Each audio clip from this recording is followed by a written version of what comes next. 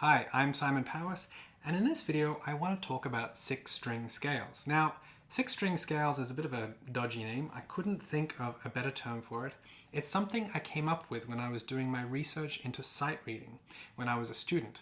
I was looking for ways to understand the fingerboard, or at least mnemonic devices for us to help us understand the fingerboard, because it's such a maze and it's such a mystery to so many of us.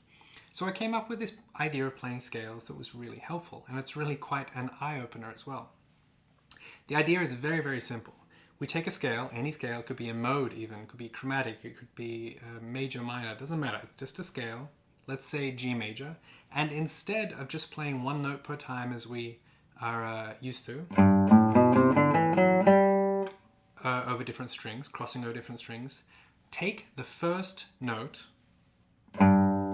play it on that string, the sixth string, then play that same note on the fifth string, and then the fourth string, and then the third string, and then the second string, and then the first string. Easy enough. Then take the second note, A, and B, and C, and so on. So what this forces you to do is it forces you to think about the notes you're playing. You don't get away with being lazy and playing shapes, because on the guitar one of the beautiful things that we get is shapes and patterns like this. We take that major scale shape that so many of us are used to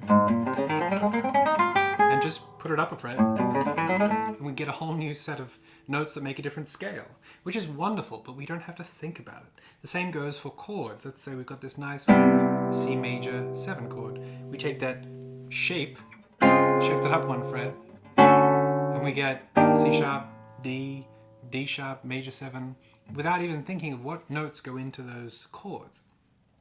So this six-string scale, or tell me if you've got a better name for it,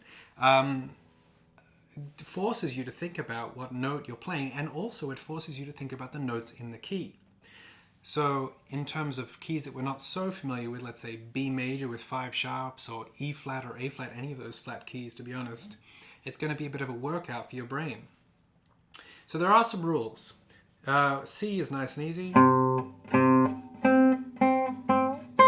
D. But when you get to E, obviously you have two choices. You could go open E, which is fine, or 12th fret E, which is also fine. What you cannot do is play any notes above the 12th fret. So when you have F, for example, you have to play it on the 6th string on the 1st fret, not the 13th fret. The reason is, as soon as we allow you to go over the 12th fret, you start getting patterns, and the clever ones out there will just start to think in patterns again, rather than having to find the notes.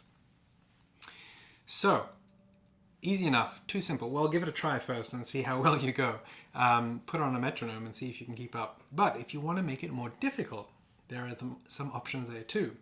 If you want to add in some technical challenges for the right or left hand, you could add notes.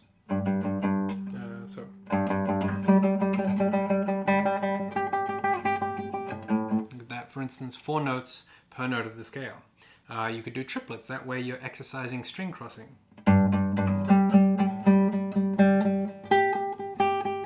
I am, etc. You could challenge your brain. You could add a third, an interval of a third to each note.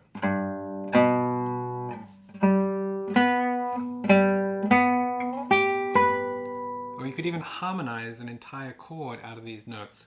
So you can see that you could be quite creative with what you do with this scale. So good luck with it, and I challenge you to challenge yourself to play through this with a metronome and really discover how well you know the upper regions of the fretboard.